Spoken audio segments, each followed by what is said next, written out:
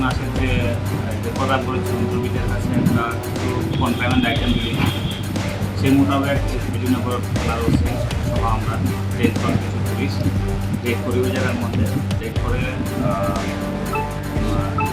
ভূপেন চক্রবর্তী নামে একটা ছেলেকে আমরা আটক করি।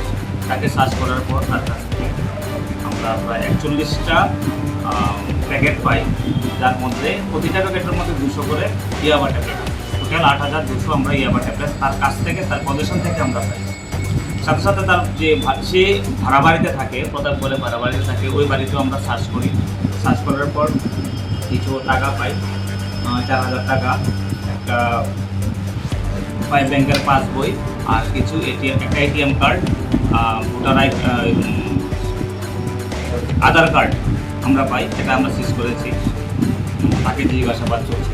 একটা স্পেসিফিক কেস রেজিস্টার হবে এনডিপিএস অ্যাক্টে। তাকে ডিটেইন করছেন কোন জায়গাতে?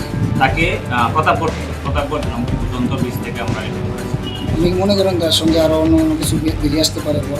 আসতে পারে, জিজ্ঞাসাবাদ চলছে, ইন্টারোগেশন চলছে, ইনভেস্টিগেশনে সব কিছুই বেরিয়ে আসে। এর নামে কি আগে কোনো ধরনের এখনও আমরা পাইনি, তবু আমরা জিজ্ঞাসাবাদ চলছে।